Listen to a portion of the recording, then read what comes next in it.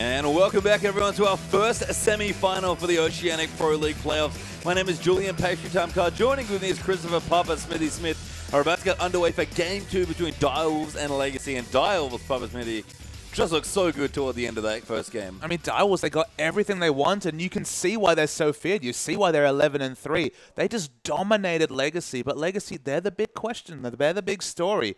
Why did they leave these champions up when everyone and their mother knew that they're very strong with Hecarim and Xerath? I mean, it's hard to say, but things will obviously change between the games. But it's not just this one big matchup that we have here. We've got a semi-final tomorrow, so we're actually going to take a quick look at the bracket just to see the matchups that we have going on. There's our first one down the bottom. You can see Direwolves versus Legacy. That's second versus third. But the Chiefs, your #1 seed for the entire OPL, going to be playing Immunity tomorrow. So playoffs, it's just all action all the time. It definitely is, and the Chiefs, they come in heavy favorites, but Immunity, they just want to throw in a wrench and deny the Chiefs the first OPL split win. And we'll have to see if they can do it. The Chiefs, so good for so long. Legacy sort of taking that throne, and then, of course, Avant coming in. Like, there's a lot going on here, and Avant didn't even make top 4. They're in the OPL still, but couldn't get to playoffs to play. So, be interesting to see how this works out. We have to mention the MVP from last game as well. Coming back to our match, it's Perfection. Is anyone surprised? It's that Hecarim going absolutely massive. 2 games as Hecarim this split. Both of those games against Legacy for Perfection and 2 MVPs. 8-1 and 9.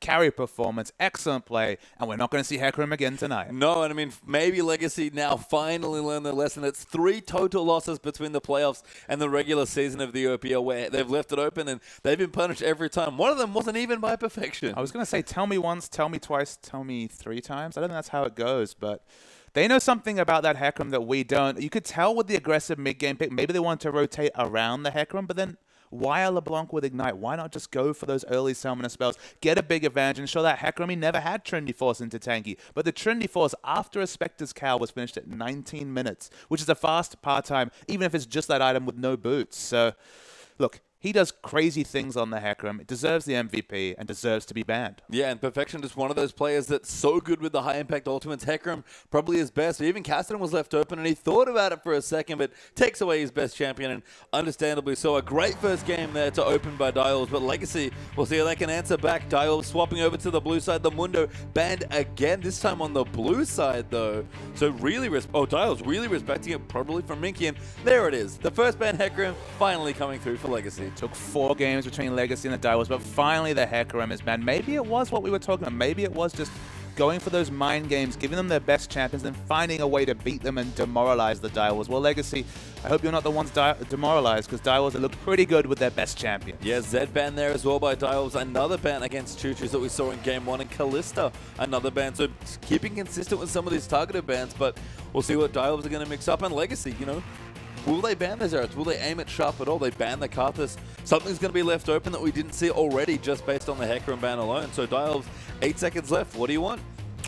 I have to think Direwolves don't really need to change anything up. They looked great the previous game. They always looked in control. They will ban the Rek'Sai on blue. They took it away on red, but want to ban it on blue. I guess they expect it to come through in the next 2 rounder picks, and they don't want to first pick it. I mean, Soulstrike's such a strong player, but like you said, probably don't want to first pick it given how that works out. So Legacy going to see what they want for their 3rd ban now. Just 12 seconds or so left until they have to decide on it. Is Sejuani. Okay, Sejuani still strong. This patch has been toned down. The Northern Winds damage has been toned down a little bit, but still very powerful. Still has that great initiation.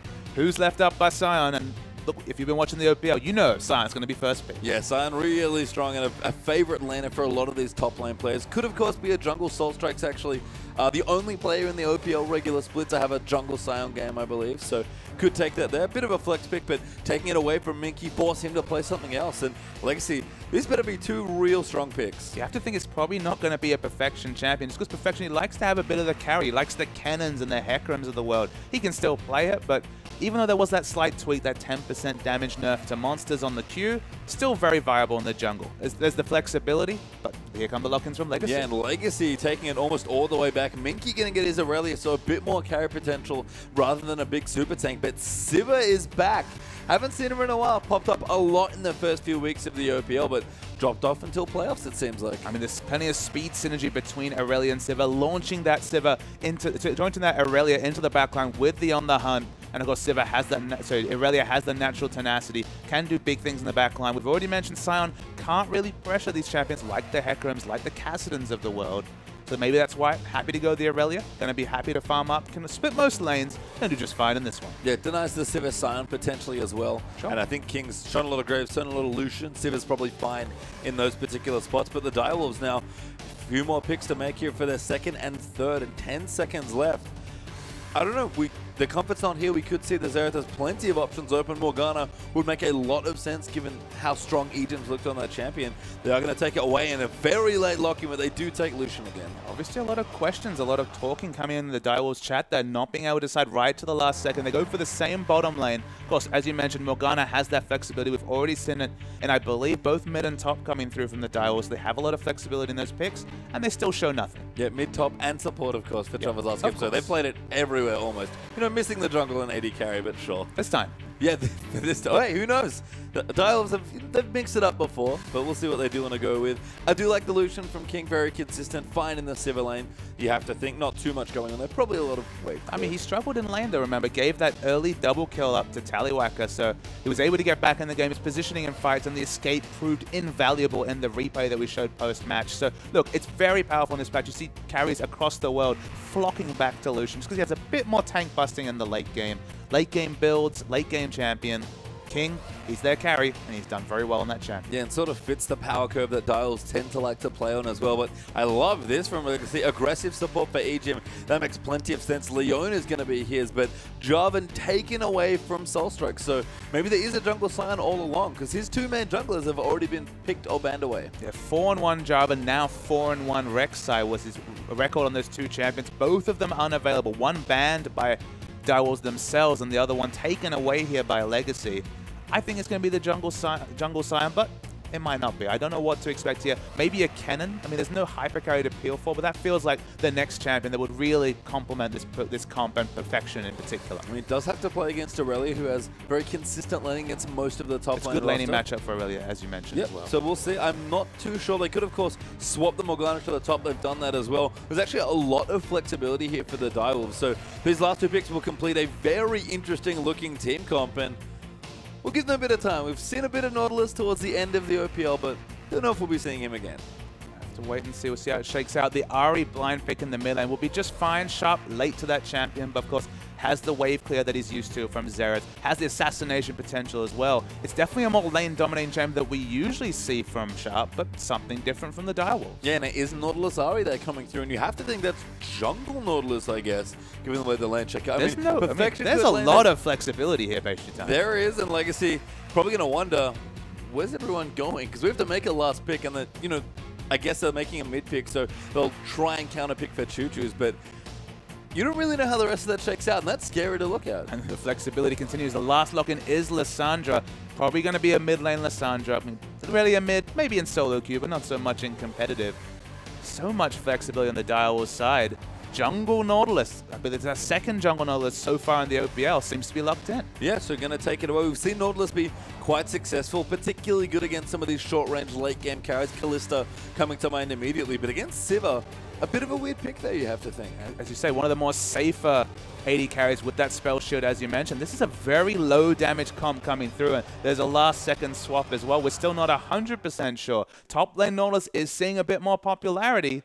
Maybe that's what we'll see. I mean, it sort of makes sense for Perfection. He likes his high-impact ultimates. Soulstrikes, again, has only shown Scion and Gragas in the jungle outside of Jarvan and Rek'Sai, and he's only had a win on Scion, so have to think he wants to go for comfort. Already had two junglers picked or banned away, and we'll give him a couple more seconds, but Perfection is going to be playing top lane Nautilus in Game 2. So top lane Nautilus, it's come back, but what build is he going to go? How is he going to impact? Can he even 1v2? These are all questions that I'm ready to have answered. Yeah, you know what? We're going to get a couple more answers. Let's throw back outside to Atlas. Thank you very much, Pastry Time, and I'm here yet again with Radier after that ridiculous draft. Nautilus top coming through, and you were letting me know that Perfection, he's been playing that a little bit. Yeah, he has been playing a little bit in solo queue, and when you think about it, it can work. Nautilus with items is a very, very scary champion. I mean, a lot of tankiness, a lot of CC, a lot of engage, a lot of everything. And, like usually he's stuck in the jungle, he's focused a lot on ganking, and he doesn't get his items quite well, but, with someone like Perfection who's really good at farming, really good at getting ahead, it'll be interesting to see how well a Fed, let's say a Nautilus that is ahead will do. Yeah, well, let's see, and we'll see whether Minky Whale can deal with that, of course, on a comfort pick in that Aurelia. But let's go to the jungle matchup here as well. I mean, Soulstrike's bringing out that Scion jungle, and have you been seeing that one cropping up in solo queue as well? Because he's looking very, very strong in that champion if we take his last performance into account. Yeah, I think jungle, if you ask anyone in solo queue about Soulstrike, everyone says he plays Scion jungle. And I played with him a couple of times. He is very proficient on that champion, so it is another comfort pick for him. So, you know, Direwolf's getting another comfort pick. And, you know, I think with the Scion and Nautilus, there's going to be so much CC and tankiness. I don't know if Legacy will be able to deal with that. Yeah, well, we'll see whether they can. Legacy came up with a massive sort of engaged comp here, but the thing that sticks out to me as far as the Direwolves are concerned is Sharp's pick of the Ahri here in the mid lane. Of course, not quite having the same wave clear potential, the safety in farming, more of an assassin type. Yeah, I mean, you rarely see Sharp, you know, play assassin type champions. Usually play Xerath or Azir. But I think just based off history, he can be effective on Ahri, and you know I'll see what he can do. Yeah, we'll see what he can do. We'll all see what he can do when he gets into the matchup. But going back to the bottom lane, of course, where you're most comfortable, Mr. Radio, of course, playing that bottom lane for the Chiefs, who are going to be playing tomorrow. So we're going to have to let him go pretty soon so he can practice for that one. But Sivir and Leona, there's a lot of burst damage there. But how's this going to go against the already tested Morgana Lucian lane that did fine last time? I mean, Ejim is a very strong Leona, and I think the trick to that lane matchup is that, you know, when Leona ease in on somebody, that person usually gets black shielded, and what Leona usually does, she goes on the other person. So she ease in, one person gets black shielded, the other one gets Q'd stunned, and then ulti stunned, and that's usually the Leona's engage. And the trick is basically to never stack on top of each other. So if Leona does E onto one person, the other person can't get stunned. That's usually the trick to playing against it, and we'll see if Direwolves can kind of pull that off. And you know, I think a lot of times, if Leona does over-engage, the Lucian culling and the Morgana ulti can actually be very punishing. So we'll see how that lane matchup goes. Yeah, and you were talking as well about the fact that if they engage from range as well, I mean, you've got the culling, which can hit from relative safety here as well in the back line. And we saw that King just played so well self-peeling with that Relentless Pursuit and being able to lock down the kills without putting himself in danger. And we'll see what's going to happen. But as far as the engage is concerned, Legacy, do you think that they're going to be going for sort of a mid-game strategy yet again with sort of having Lissandra here with the Frozen Tomb, massive amounts of engage with the Cataclysm as well? I think they will definitely look for a mid-game team fight. I mean, when it gets to late game, when Nautilus gets big, you know, and Scion gets big, their tankiness and disruption in the front line is going to be very hard to engage on. Yeah, well, it's true. But ladies and gentlemen, game 2 about to start very, very soon. Let's put it back to the casters. And welcome back, everyone. We're about to get into the second game here between Legacy and Direwolves. The pastry time here with Papa Smithy, and a win up for Direwolves for game 1. Have to be feeling strong moving into the next one. And top Nautilus, that's what's shocking out. We expected Legacy to be throwing the curveballs, maybe leaving up all those priority champions in the first game was a curveball, but top Nautilus now. Direwolves with the big curveball. Just thinking about it, I mean, it's a very tanky champion, of course, can stack health, be pretty good against the turret dives, but can he 1v2? Because that's what I'd do if I was Legacy. Cool, I guess we're going to find out here. Perfection does struggle sometimes in a lane swap, but Nautilus is his champion here in game 2. Direwolves kind of throwing Perfection crazy champions all day, and they're up a game so far with his Hecarim. That, of course, is never seeing the light of day again here in the playoffs, you have to think. But instead, he's got Nautilus this time, and Legacy have kept some different champions, but a very similar looking comp, you have to think. The one thing I want to see is, are we going to see a different style of level 1? We saw very defensive level 1 coming out in the first game, not even scouting for a potential Scion Suicide level 2 camp. In this case, of course, it's a jungle Scion, so probably wasn't want to die in the jungle, even though, of course, he'd retain his buffs, but not the same incentive when it comes to teleporting to lane. The lane swap is what I thought they'd be considering, but when you don't see those wards behind the inner turret, usually suggests no lane swap. Yeah, I mean, maybe they'll just move in. We actually have Tallywacker already in the top side of the map, so maybe Legacy are just swapping and hoping that Perfection joins them up there, but Nautilus sticking in the middle of the map for now, and we might see this a lot here develop over this best of 5. Direwolves in general love their standard lanes, and Legacy, I think, going to try and do anything they can to swap on Perfection. And so the reason that I brought up the fact that I didn't expect to swap is without those aggressive wards, you don't know what lanes the enemy are going to, so you don't have the extra information to have the people in their right lanes. Of course, as Scion, who's going to probably start a camp, he doesn't really care where the lanes are because he can just teleport to them, but Lucian and Morgana, as you can see on your mini-map, are very aggressively positioned to the bot, and it looks like we'll get the swap the Legacy are looking for and force Nautilus into 1v2. And Perfection actually going to start start on the Raptors. I think teaming up with Ari here just to give her a little bit of experience, but does Riptide away? No, it's actually going to go to Perfection, so he'll pick up a little bit of extra jungle farm here. Yeah, but he doesn't have the Scion passive. He's definitely not going to be able to kill this Mega Camp. I do not think this is possible. Well, we'll have to find out. He's already taken the Riptide. He's moving back and forth, trying to leash him a little bit here. He's going for it. Riptide has been buffed recently, of course, so he's a much better jungler, but Perfection might just prove you wrong here. He looks to be taking the camp away. Today I learned. Yep, Nautilus can solo that camp without a smite. Doesn't need it. Needed a little bit of help from the mid laner, but is able to be done. I thought with the Rampage, I knew Hecarim could do it. Of course, Scion has the passive, but just a bit of help from your mate. A nice bit of leashing, and you get level 2. And Perfection might look to teleport somewhere. He could just go top, I guess. Now the lane swap's happening. I thought Dials had sniffed it out, but they moved the duel into the bottom, so Perfection might be forced to the swap. Chuchu's going an aggressive Egypt. Another level 2 gank. Sharp getting locked in again. Minky Whale comes in. The ignite is enough, and first blood goes to Chuchu's, but Minky does fall to the minions. The reapplication of the Ignite was enough to take him down, but it is a trade kill. Scion, funnily enough, can come into the mid lane, get a bit of experience, and not a lot gotten for a lot of resources committed to the mid by Legacy. I mean, a bit awkward that it was a trade, but exactly what Legacy want to be doing, and this is the biggest difference and the reason why Legacy want to lane swap in this matchup. It's not just Perfection. He's now 1v1 in his lane, but unlocking EGM's aggression and letting him roam is exactly where he wants to be. With the Annie lock in the first game, that's what we expected, was the lane swap and the roam. I mean, still plenty of stuns. Another champion who has stuns available at level 1 is Leona. It was a very nice roam coming through, I believe, maybe even another aggressive level 2. But the result is positive for Legacy, but as a trade, not exactly ideal. Maybe this is just preying upon Sharp. They know he's not as comfortable on Ari as he is on champions like Xerath.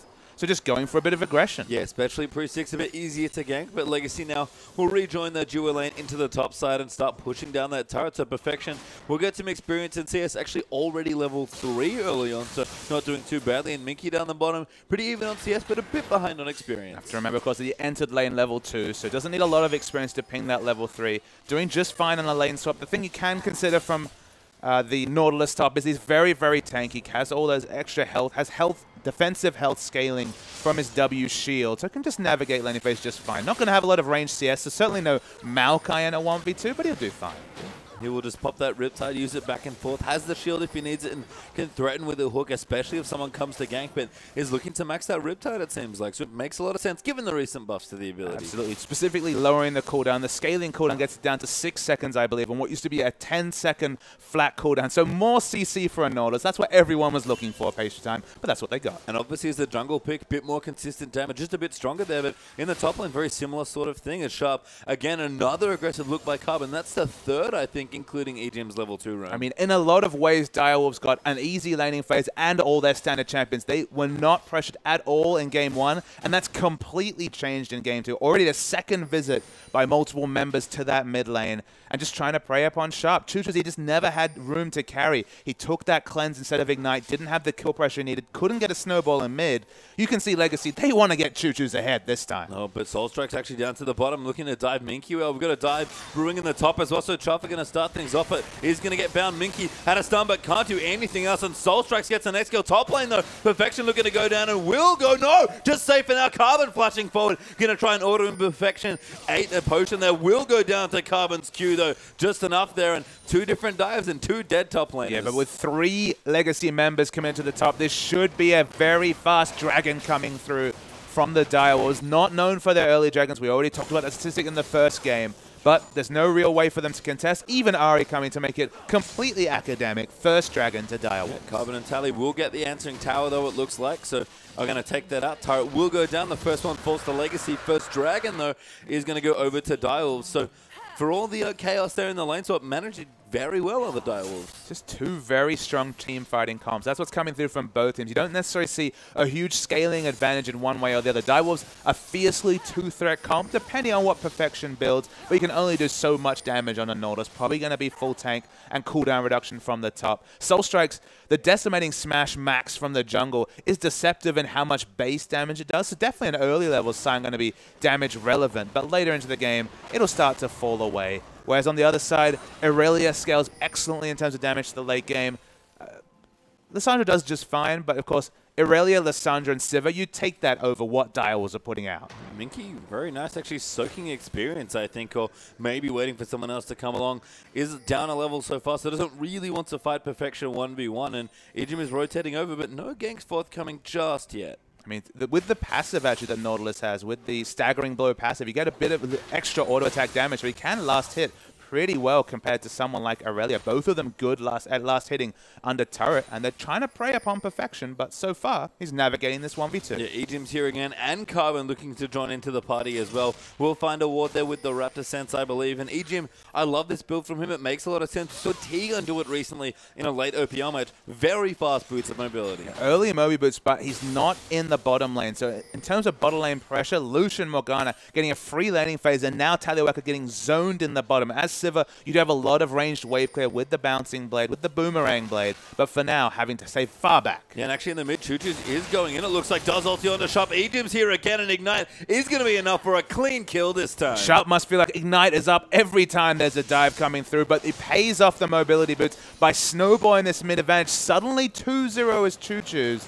They're trying to unlock their potential of their 38% kill participation assassin mid lane. And a great last pick here for Choo-Choo. It's just so easy to lock down the Ahri once you get on top of her with the ultimate. And Sharp, you can tell, feeling defensive in this lane. Goes back. His first buy after 2 Doran's rings for their health is a Negatron Cloak. I mean, with recent changes to Ahri, of course, Abyssal Scepter used to be a good item. Now that all her ranges are around 600 range, it is an excellent item. And the damage threat, it's coming through. It's largely magic damage that's coming through from these ganks, between the Sunlight procs and the spells from Ejim and Choo-Choo's general damage.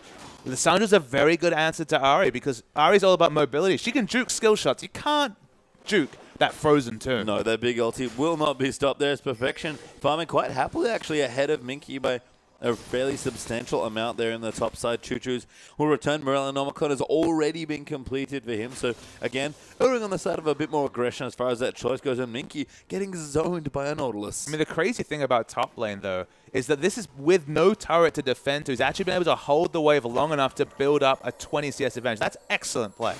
It is here. Choo-Choo's again. Sharp does flash instantly there. Doesn't want to get ulted again. Didn't even have it. Although Carbon did EQ in trying to get the knockup with the ulti. But Sharp safe for now, but no flash and no ulti right now. And the cute thing is, there's no flash available at all from either Carbon or Choo-Choo's. Not really kill pressure. No, but Carbon now going to rotate to the bottom side.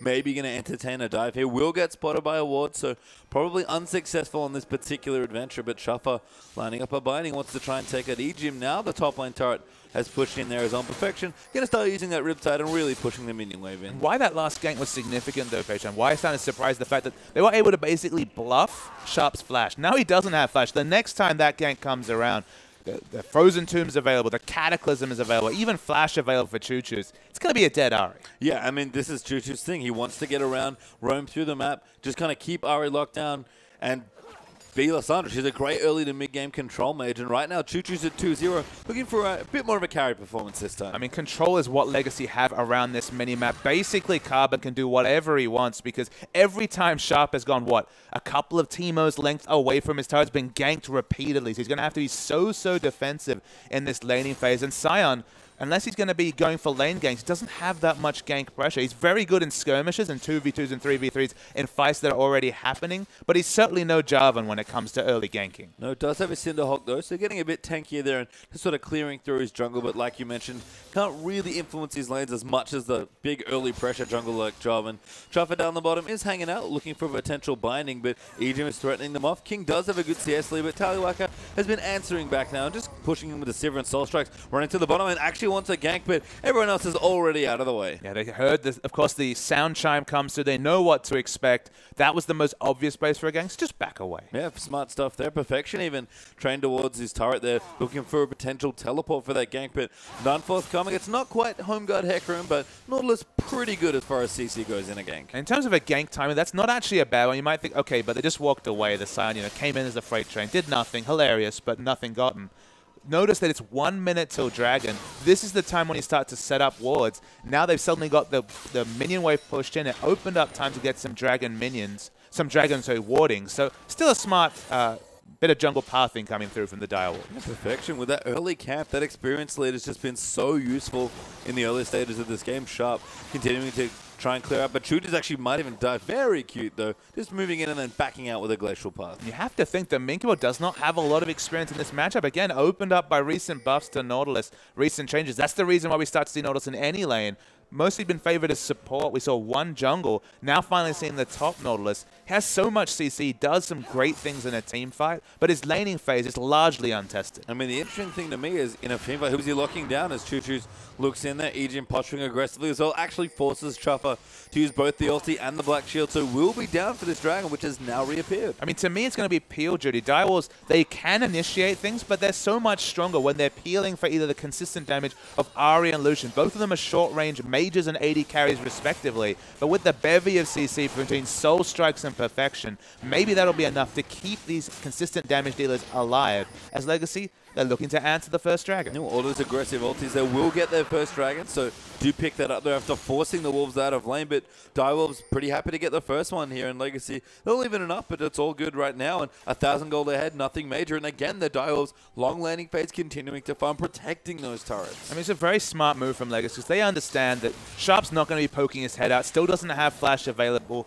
That's what you do to translate your early pressure. You know the enemy laner is going to be playing defensively, so Dragon suddenly becomes less and less of a risk. They pick it up, and it's all square. And Perfection actually going a bit aggressive with his build. Rod of Ages appears to be the first choice that he wants. Hasn't quite finished it yet. Going to be a pretty reasonable time for that, probably around the 15-minute mark or so, but going very aggressive here, getting a little bit of AP scaling and some tankiness as well. It's a bit like the Maokai approach, I think, because, I mean, he does have a lot of AP ratios on his abilities, and he basically doubles scales on his Titan's Wrath shield with this build. Riptide, of course, scales on AP, but significantly Titan's Wrath, the defensive scaling of health and then the offensive scaling of the percentage damage on auto attacks. So it does fit him well. When we saw a bit of noise years ago, as in the bottom lane. Yeah, Chopper actually, Black Shield will keep him safe, but Ejim will ride in anyway. Tallywacker gets in with a fleet of foot, but now the ports are coming through. Minkiewell coming through, but Tally's actually going to spell shield the depth charge. Perfection coming in for a little bit of CC, but Minky going to die back in onto King. King's forced to flash away now. Perfection in trouble, actually gets CC'd up by the Zenith, but Minky flashes forward for the Equilibrium strike, and Tallywacker wants the last hit, but can't get it. The Boomerang Blade not quite available for Tallywacker, so they can't pick up the exit kill on Perfection as well. The use of the Riptide there by Perfection, of that ultimate, they should have communicated better. They should have communicated that Sivir still had Spell Shield available, because that massive cooldown, the CC coming through, was for naught. Yeah, I mean, would have been fine on Minky teleporting in there as well. Looks like this tower is going to go down. Soul Strike's trying to defend, but can't quite do so, and it will fall. There is 2 for 0 now, actually, on Legacy, taking those turrets. So that Rod of Ages does come through, despite all the shenanigans. 14 minutes, so 24 minutes, that's when we expect the 10-minute transformation to come through. With all this aggression, they're continuing it. Carbon wants this blue. We see multiple members coming from Direwolf. Yeah, Sharp coming in. Actually, there's ult over the wall. Blue does go to Sharp, but Carbon will flash to safety. All right, still, you used a flash. That's still something from the Direwolves perspective, and they secure the buff on the person they wanted it on. So Direwolves, not bad. Yeah, they'll take it. A small win there as Sharp returns to his lane. Actually bought the Abyssal Scepter quite recently, so it does have that going for him. But Choo-Choo's now with the Morella Nomicon to start, and with the needlessly large rot done as well. I mean, Choo-Choo's definitely has the better itemization for teamfight damage. He has the cooldown reduction, which is what Sharp would have wanted to buy, but just not been able to because of all the pressure. Been forced into a more bursty build. Ahri really starts to peak when she gets towards 40% CDR and then can start stacking the ability power. If you just stick around with 0% CDR, you know, only 10% from the blue buff, you're gated by cooldown so much more. Yeah, Minky here actually fighting Perfection, but Perfection still winning here with the Rod of Ages. Minky answers back nicely, but Minion's going to help out. Hook even landing as well, and Minky trying to dodge around with the Blade Surge, but buying time for Carbon, who's come around as well. Now moves in with the slow. Going to save the ulti for as long as again. Perfection, though, very dead, and Minky gets the kill. I mean, just weird to see Perfection opting into that trade. Didn't have teleport, didn't have flash. There was nothing really to fight about. Could have just backed away. He was already doing a wonderful job earlier in the game, holding the wave under this turret, denying CS from Minkiewell. He's still winning in CS, which is a needless death. Maybe thought it could kill him, was getting quite aggressive as Sharp.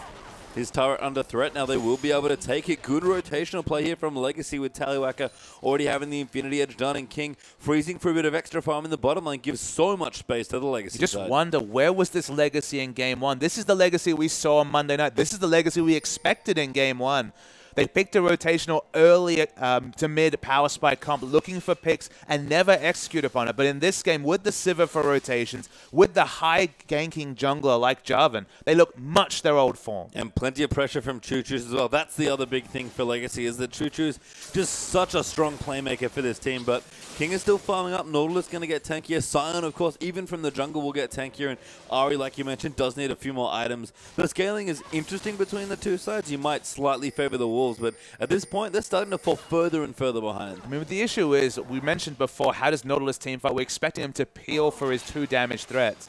One of those damage threats is pretty far behind. Up for getting flashed on, though. The ulti moving in as well. Black Shield not enough, and Choo-Choos gets himself a 3rd kill. I mean, so things look so much better when Choo-Choos or Carbon are picking off supports, mids, whoever they can in the enemy jungle. It's back to old Legacy form. But, you know, we mentioned the fact that the Nautilus is probably going to be peeling. They've got 2 consistent damage threats. So, I mean, this Direwolves team, even though it can, is probably going to be on the back foot most of this game. That seemed to be fine in the first game, but this is Legacy really returned to their old form, pushing upwards aggressively. Look at the pink wards they've been able to put down and maintain in this mid around the dragon area. You have to think they got the first dragon, but it doesn't feel like Direwolves will be able to pass their own base, their own side of the jungle, you know, the blue side or the red side, and get towards any of the future dragons, at least at this point. And Choo-Choos returns to his lane. Blue buff still on him as well. Should be up, or mostly still up for the next dragon fight here, but Azonius has been completed, and we talked about team fight potential coming through from Choo-Choos early items. He is very ready for this next dragon fight. I mean, they've basically got 4 frontliners at this point. Jarvan and Aurelia are always going to be diving in. Lissandra has potentially 5 seconds of untargetability between the ultimate, the Frozen Tomb on the self-cast, and the Zhonya's. I mean, Sivir, she's pretty much in the front lines, only a 500 range auto attacker herself. They're going to be diving in, and it'll be interesting to see whether Perfection and Soul Tracks will have enough peel to keep Lucian and Ahri alive. Well, they're going to have to, because like you've said, it's their only real threats here is the Direwolves continue to get farm around, but the dragon is back up, and Direwolves, I think intelligently, are just not even going to try and contest. There's just no way to do it. They don't even have teleport for a few more seconds. The pink ward's down, the 3rd of the pink wards around this dragon. Legacy, everything they've done this game is about bullying behind Sharp and having Sharp on the back foot, and then finally opening up Choo-Choos. Not on a true assassin, but on a pseudo-assassin, in this case on Lissandra, to really influence this map. And their map control, game on game, has gone from minimal to just complete control this game. Yeah, and even at the early level ones, with Egypt getting to roam, like so much of what Legacy have done this game has already been a massive improvement for them game to game here. So looking good so far, but the Dials plenty of room to try and make some space here. And again, they've looked surprisingly good. Not the late game team we think of. That's usually Legacy, but Dials have had some pretty long games. Again, with the way they like to play the laning phase quite extended, they just go a little later, and when they start getting a lead, they almost never let go. They just have wonderful mechanical skill, Dials. I mean, look, despite how this game has gone 2-6, and just the pressure we've already spoke about. Actually, Choo-Choos. Yeah, Choo-Choos going to have to ult himself, but does get CC'd. Just able to in the nick of time, and does have his Zonies as well. Will activate his carbon stove in, but there's no one else really here. Q, sorry, from Sharp will kill him, and now Egypt going to get flash charm as Ahri gets a double. Egypt might make it 3 here as King going to get aggressed, but he'll get the next kill, and outnumbered there on the bottom side. Tallywacker will get a turret, might even die though, gets slowed there by Soul Strikes. Is forced to use the ulti in a crucial misstep there for Legacy. And Dials will be hoping, on their fans especially, that is a preview of future team fights. It's fighting around their consistent damage dealers. With Nomicon completed, Ahri is that consistent damage dealer she needs to be. Lucian, King. The one thing we wanted to mention, CS values, 30 CS up in top, good CS in the bottom as well. Minkyu are taking a trade that doesn't look like it's going to go in the Riptide. Their carries are doing very well. Their mechanical skill is never denied. Dials are not out of this game. Perfection takes a little too much damage, though. Moves back in, pops the Titan's Wrath. Just for a bit of extra shield damage. And Perfection really wrecking Minky and CS as well. It was up 30 or so as Minky came back in this lane, but we do have a replay. So watch the replay again. This is a wonderful binding coming through from Chuff on his second Morgana game.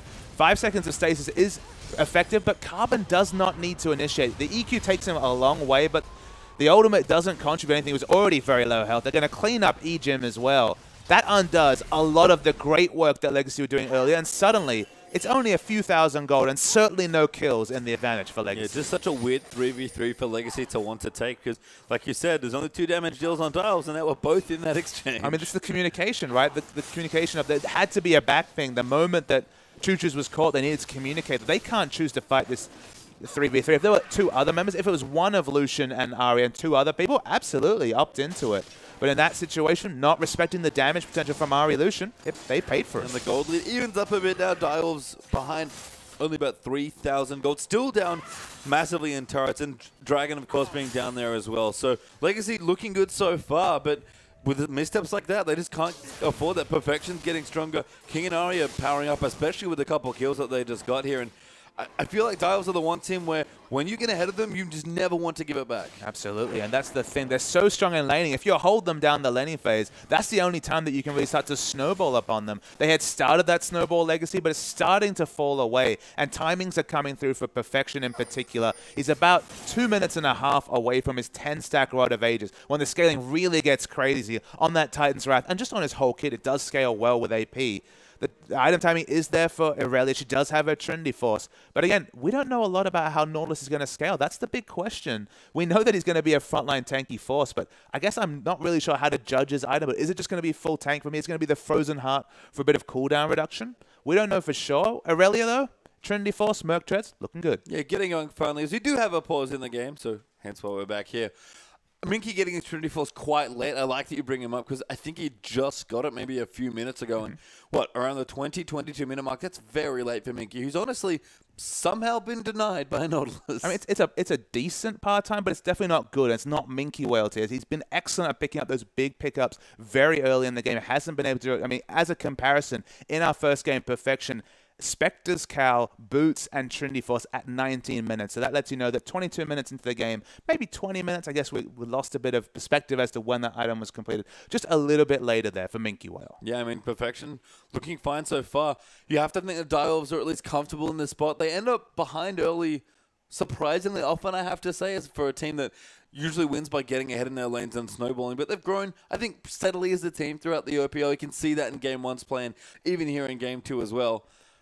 I don't know what's going to happen, but if they're just comfortably farming with the lead being slimmed down like that, probably going well for them. I mean, the reason why they die a lot is that they play aggressively, and then that's the thing about people like Perfection and King. They push their waves in, they play under the enemy turret, they're balancing harass with CSing. If you play under the enemy turret, you can get ganked, and that's why you see he might have the most kills in the OPL King, but he has plenty of deaths as well. His average deaths is about 4 deaths a game, which is very high for an AD carry. As a comparison point, Taliweka has a 2.2 average death per game to a 4 from King. So they play aggressively, they push lanes. That's how they build up CS advantage, but that's how they also get picked off and start to fall behind in early laning phase. Yeah, and they've really just haven't in this game, in the last one as well, but didn't hurt them too much in the last one with the Hecarim. Nautilus definitely a wild card here, but we'll see how that shakes out. Sharp powering up as well as we do hop back into the game. We can see Ejim going for Righteous Glory, it looks like. So a bit of initiation potential from his support build. And Taliweka with his Zeal and King working on a Phantom Dancer second yet again. You say Righteous Glory though, Pastry Time. The only item that builds out of 2 of those braces is in fact the Warmogs. It's probably not going to be the Warmogs. Maybe it's just going to be a bit of cost-effective health, but it's a very interesting double bracer build coming through. Carbon now going to move through as well. Dragon back up in a minute 35 as through the jungle. Choo-choos will come. Ejim will spot Chuff a bit. The pink ward going to be able to defend them off. Soul Strikes here as well, trying to bait him in. Soul Strikes realizes what's going on. Minky here now as well. They really want to defend their wall, but it's 3v4 right now. Soul Strikes looking to get locked up there. Does go down there as Ejim actually gets the kill, but Carbon taking too much damage. Back in the middle, Perfections come through as well. Moving through there, gets Taliweka with the hook, locks him up as well, and Carbon will go down to Sharp King. Off to the side, getting chunked out by Choo-choos, but Perfection still tanky, and that's 1 for 1. 1 for 1. King did so much damage with the culling on the backline. Already has Phantom Dancer and Infinity Edge. Big item advantage compared to Sivir. They weren't able to teamfight aggressively because Perfection wasn't in the front line to start the fight. That's probably why we saw the go button initiated by Legacy. It's an even trade, but they might also lose this inner turret. Choo-choos, again, threatening with that claw, but is going to back off. The 5th turret does go down. That's a major point here in this game, is that Direwolves still without a turret. No outers felled. In fact, no turrets at all. It's worth noting, though, that at 5.6, those inner turrets don't give as much gold as they used to. They're just for the strategic value of pushing your minions in aggressively, opening up red buff control for Legacy on this Direwolves red side jungle. The gold's not necessarily there, but as you mentioned, 0 turrets to fire. That's a big lead here for Legacy. Yeah, and if Dives want to use their CC with the Ari, with the Nautilus, get some pick potential down and start fighting, and they do skirmish exceptionally well as far as their team goes. Not able to do any of that, just kind of forced to push the lanes out, try and pressure some turrets, and again, a very slow start to this game for Dials, and the Dragon is back up. Legacy will be back in time after shopping, but the Dials are setting up for it as well. I mean, they have pick potential, but because this Dials team is mostly about peeling for King and Sharp, they've not been playing aggressive as Soul Strikes gets initiated on. Minky well, though, could get caught out as well. Actually got ulted there by Sion. Now Minky will get crushed down as Soul Strikes gets the first kill. King gonna move in to try and take out Carbon, and Sharp's aggressively moving in. Does get moved back, but Sharp gets locked up massively there by Chuchu. He ults himself in the middle. Tally gets a triple kill, and Chuchu's fighting in. There's the dribble for Siva. Another kill gonna move through as Siva finally goes down to Morgana, but it's 2 for 1 right now. Soul Strike's the only one left alive, and Chuchu's so much work done with that ulti. Chuchu's with the heroic initiation. Soul Strikes will finally die. It's a delayed quadra kill for Soul Strikes. He might actually be able to pick up Ejim. No, takes the Dragon aggro himself.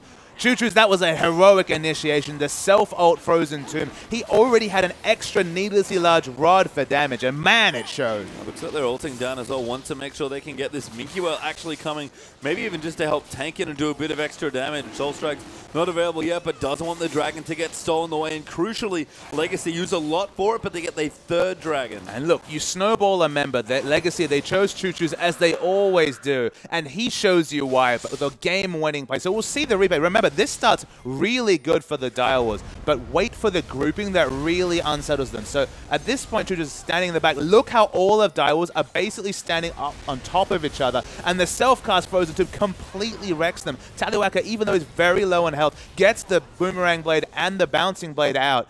And it does work, and everyone dies instantly. You need to watch your grouping. There's short range that we already mentioned it. 600 range Ari, 500 range Lucian. If you're standing on top of each other, you can see what work Chuchu's can do. Yeah, I like it. Tallywhacker's kind of looking, going, oh yeah, 4-man snare into 4-man ulti. I've seen that one before. Maybe sometime last year in a certain semi-final, but that's the plays that Legacy need to try and take it, and King actually kind of getting chased out of his own jungle will be okay, but Legacy, again, back with the movement speed, ready for their rotations and starting to take control back of this game. King needs to start backing away. There's a lot of people on the minimap. Yeah, actually does dodge the ulti there. Now moving in, Tallywhacker has popped his ultimate. The Xenoblade Blade Wilmer's Carbon, though, will knock him up. Gets a Chilling Smite down as well, and an easy kill for Tallywhacker. I mean, they put so much effort into warding this red side jungle. They have the inner turret. You need to respect all the pressure they have. Definitely not done by King, and he falls down. Awesome dodge, though, but the ultimate cannot be dodged here for Minky Well. Chuffer going to line up a bunny. Actually misses, unfortunately, but Legacy don't care. They're pushing 4-man in a perfection. Not able to come down. No teleport. They'll get the inhib turret. Soul Strike and Sharp should be able to defend the inhibitor, and Soul Strike actually going to ult in on top of Ejim. Tallywhacker, though, going to turn around. Chuchu's locks him up, and Soul Strike's just not that tanky from the jungle. Another kill going over to Legacy. They won't be able to pick up the inhibitor, but the inhibitor turret breaking the base is a significant thing for Legacy. Another game with very short-ranged champions. 500 range Siva. Chuchu's even lower range than that on the Lissandra. Breaking the base for these short-range teamfight teams is always one of your main win conditions. And Legacy, Minky Well leads 2 members on a merry journey, and they break the base. Yeah, 6 to 1 in turrets. 4,000 gold ahead and 3 to 1 in Dragons. Everything going right for Legacies again. Very mid-game centric comp, and it's nothing particularly about champions. I have to think about picks. It's just the way they played out the early game. They've just, again, went from game 1 to game 2 and look almost like a completely different team. I mean, it's about picks, but not in the way it was in game 1. It's all about the pick potential onto Ari and just the aggressive use of the likes of Lissandra, Jarvan. So much guaranteed CC, so much synergy between those 2 picks. And Sharp, he's got a good kill score now, but this all came much later after all the seeds of discontent, after all the pressure advantage that Legacy had that's led to these 2 turrets in the bottom lane. That's led to the 6 to 1 global turret score. This map has been run by Legacy and by Chuchu's being opened up by first the roam of Ejim and then the jungle pathing coming through from his good mate Carbon. Yeah, I mean, and that's the pairing that we always talk about, Chuchu's and Carbon, and I have to think a lot of Carbon's early game pressure really dictates how Legacy play the rest of the game. Ejim as well, able to get aggressive in the early stages, such a crucial part of how they win games of League of Legends, but continuing to posture aggressively. CS looking good for Direwolves, actually winning in both top and bottom lane there for the AD carry. Not but much of a surprise. Mid lane, a little bit different. Chuchu's quite far ahead there. And that's just the reality of Ari having to stand back so far in this lane. It can be a difficult laning phase against for Lissandra against Ari, just because they can, she's a short-range mage herself, so they can trade damage. But when you have all that global pressure coming through, that's what it buys you. It buys you 70 SCS advantage and map control. Yeah, and that first ulti in that gank that came through for the mid lane actually was earlier than that. EGM roaming in level 2. Yep. And just with a snare there coming for Choo-Choo's was enough to really set this lane up well. And that's the player that we want to see get going on Legacy side if Legacy are going to win games. It's it's kind of a dumb pump, but the Choo-Choo's train, when it gets rolling, it's real good. That's what happens when you have a superstar mid laner. If you get them going, you get them going. Perfection in trouble, though. Now going to take way too much damage. Carbon even going to ult him. EGM tanking in the back. Not too bad, but does get hooked away. Perfection actually gets the kill and gets away. Now Sharp going to move back in as well, but Choo-Choo's is coming in. Does pop the snare. Sharp's flashing away. Soul Strike's getting low as Minky going to try and get him. Doesn't get the kill. Choo-Choo's actually comes back in, but King's got the next kill. Good flash W, but he QSS's out, but too much damage coming through. Soul Strikes finally falls, and a 3 for 3, interestingly. Make it 4 for 3 because Sion, he'll die eventually. It was a very close fight, though. Probably the Goldie that was the big factor there. But Taliwaka able to freely auto-attack behind his tanks, whereas King, he was full health for most of that fight because he was just denied from ever entering it, having to respect all the area control from Choo-Choo's. That's the thing about Lissandra that's deceptive. Sure, she's an assassin, but she can be a frontline tank to some degree. Go in there, sheer huge amount of AoE slow with the self-cast ult. We're going to see the replay again. They did not see this coming. So that's why Perfection gets burst down, but man, he lives a long time. That's what we've learned about this top lane Hecarim. Manages to re-engage, lives throughout the fight, but watch King and his positioning. He's still full health. He's not really able to get auto attacks out during all this time. Taliwaka falls low, but he's fighting behind a pseudo tank in Lissandra, Jarvan and Aurelia, and that's why he's able to do so much more work. King eventually takes a huge burst of damage. Legacy just fighting smartly around the terrain, smarting fightly with their lineup. And the other thing as well, you look at Tally's items now as a BF sword to add into the 3 big damage items he had in that last exchange. You look down at King, you see the BF sword, you think, okay, not too bad. QSS a bit early, but needs the defense against the Lissandra ulti. Did not have that BF sword when that fight started, so Taliwaka just much further ahead in items as well. He hit a very early time, and we were actually complimenting him for getting that big burst of culling damage about 6-7 minutes ago, but it's all changed. However, Sharp's looking for a pick. Sharp's trying to find something here. But no, not quite yet. Choo-Choo's returns back in as well. Rabadon's now completed for him, and blasting one in there for the Void stuff that's coming up as Dragon coming back up in 35 seconds here, and it will be Legacy's 4th, which of course puts the 5th Dragon timer in. Sharp posturing now. Soul Strikes, you can see, looking for the Q, but a good EQ out from Carbon. Does get hit by a binding though, will rotate in, but a great ulti from EGM. Now going to lock down Sharp. He's forced to ulti out with a Spirit Rush, and Soul Strikes snared up as well. Now Perfection going to move back in. Choo-Choo's will throw out a little bit of poke. Taliwaka eats the binding, but is safe for now, and Legacy going to get on top of this next Dragon. Yeah, 10 seconds till the Dragon spawns. They already have 3. This isn't the 5th, but man, it puts a timer on the game if they're able to take it down. They're still getting poked around. They have some defensive wards down Direwolves, but they have to back away. They seed the Dragon, you'd have to think, given their mini-map position. I mean, they just can't realistically fight it, I don't think, at this point. A little too far behind. Just too much power on the Legacy side right now, and that's the 4th Dragon. So 38 minutes exactly will be that 5th, and Legacy, they didn't know how to win the game already, and they've already broken the base. They've got a very clear win condition now. I mean, so many win conditions. Basically, any fight goes their way. They can either choose to finish the game or start that burn if it's in a couple or 6 minutes time. The Baron is also a realistic objective. They haven't actually forced around. They don't have any ward coverage around the Baron, so to me, it doesn't look like Baron's one of their main objectives. No, but we'll see what does shake out here. Minky has gotten tanky, but actually pretty light on items. Has been well held by Perfection all game, and doesn't even have the Randuin's completed yet. Perfection on the other side. Giant Spelt, Spectre's Cowl, Frozen Heart, and a fully charged Rod of Ages. I don't know if Nautilus can carry, but if there's ever a game to find out, it'll be this one. Legacy are spotted out by a ward. Of course, that ward not seen by the ping, but it doesn't matter. Everyone just freshly recalled. So despite not having the insane ward coverage they have over the Dragon buff, that was what got them that Dragon buff, just a single pink's enough. Direwolves back away. Don't know how many more advantages you can see before this game's going to be over. Yeah, there's too much damage coming through there as well. So Direwolves going to see what they can get done. But Legacy, a big stack in the top lane with the Baron buff ticking away. They're going to try and push in and end the game. They're trying to push in. They've got a Baron buff minion wave. The minion wave in mid is still a super minion wave. So the mini-map is still working against Direwolves. Yeah, Kingston trying to push out what he can. Chaffa looks for a binding but doesn't find it. And the Direwolves forced to retreat back to their turret. Legacy going to come in again. For the push to come through. They don't have the best siege comp here, only really Sivir for turret damage, and she has to really overextend to get it. So this could be a long siege. They're waiting for the minion map to work for them. Super minions in the mid starting to push out, and look at the huge minion wave in the bot. Yeah, absolutely massive wave in the bot pushing as well. So Legacy, taking their time, realize they don't have to tower dive right now, and it's the correct thing to do here. Just be patient. Let your waves do all the work for you, and eventually the Dials can't keep defending this 5v5. And that doesn't mean they're not going to die. They may still look for an aggressive dive, but wait for the minion waves to make it a victory whatever you do. Yeah, and they're pushing it now. The middle lane minions walking past that inhibitor. The bottom lane almost reaching as well. There's a massive stack of minions that have started pushing in, and somebody has to leave. Minky doesn't even have his teleport to move between the lanes a little faster, and at this point it's just fast for him to run anyway. It's actually going to be the 4th minion wave crashing on top. There's going to be 4 minion waves strong pushing onto this inhibitor turret. Not going to last very long for Legacy. Just smart. They're just trying to create as much map pressure as possible, even if they're not looking for a dive. Yeah, and Kings now use the culling. So Minky Whale going to try and cut Perfection off. Wants that minion wave to do some damage. You can see just to the left there, the super minions made it to the Nexus as well. Dials are running out of good options. Minky Whale might even just take the tower himself here at this point. That is such a big stack of minions, and Minky and all the caster minions take it out easily. Perfection can't do anything. If that might be caught out now, E will land there for the stun by the Leona, but Perfection gonna back away. Soul Strike's in to help him, but gonna pop the ulti. Just hits a couple minions, and E-Jim pretty tanky, but he's gonna get caught away. Chuffer in here as well, but there's not a whole lot of damage right here, and Chuju's gonna run in, actually ults himself there on top of Soul Strikes, but haven't got onto Sharp. Carbon though diving into the back. Minky Well gonna try and find him, will take out the Ari in the backline, and Lucian is tied up with Tallywhack, and Chuju will get himself to safety. Perfection, Soul Strikes trying to get some work done. He's actually ulting onto the Lysandra there, but Perfection will get away. Dreadblinds to the wall, but doesn't actually get the hit on. And now Minky's going to chase him back. King finally arrives in. He might actually be hit just to make cleanup duty.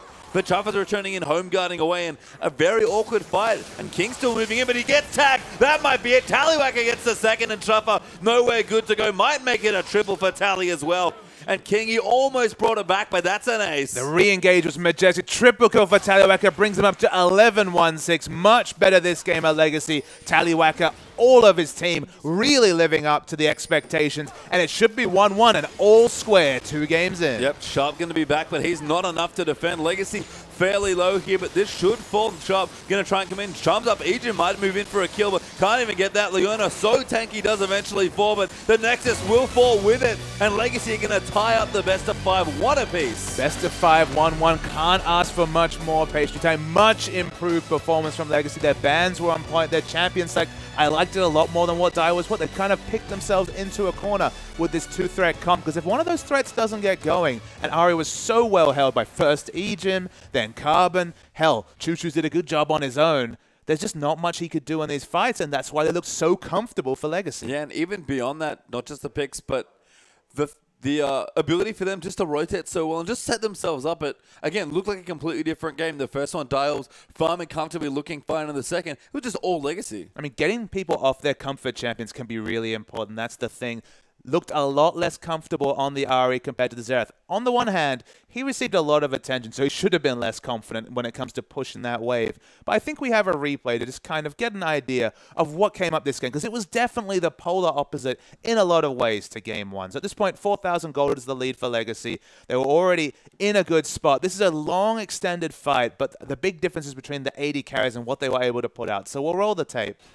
They go for the aggressive pick on Perfection, but you can see from his items, he's a very, very tanky man. He actually lives most of this fight. But the big difference is that King does some good damage to E-Jim in the backline, then has this period where he's not doing any auto attack damage. Meanwhile, Tallywhacker, Sivir in the late game, she's not been called a hyper carry, but if she can just freely auto, she has an auto attack reset. She does a lot of damage. King finally re-engages and goes in aggressive, but the flash stun from Choo-Choo's, as was most of the case this game, is on point. The first triple kill comes through from Tallywhacker. Of course, he had a repeat act right at the end of that game, and it was a much improved Legacy across the board. It was. I mean, Tally just doing so much work at the end of the game.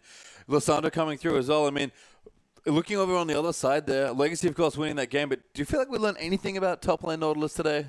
I mean, it wasn't a problem that game. I just feel like if it was a different champion, if it was a champion with a bit more damage potential, I mean, it's hard to find a top laner that has the carry potential like Aurelia, unless we're talking about Hecarim, which of course was banned this game, but the Nautilus, I can see what they were trying to do. They wanted to fight around their threats. If Ari had won the laning phase, those team fights would look so much different if she had maybe a Snowball Zhonya's on top of what she already had and could position aggressively. But as two short-range champions, the Nautilus wasn't enough to peel for them, and unfortunately Legacy's comp, and specifically their warding, the difference in the warding from games 1 to 2, when I was talking about that 4th dragon, there was at least 6 to 8 wards around that dragon to secure the 4th dragon. Didn't even need that around Baron, but that's the Legacy I expected, the Legacy that rotates, the Legacy that starts to overwhelm the map aggressively and rotationally. We didn't see it game 1, but we saw it game 2. And with that, the best of 5 has become a best of 3 now. It's 1 apiece in the first 2 games, and the third is all up for grabs. Don't go too far, because as we return, Dials versus Legacy, we'll be back.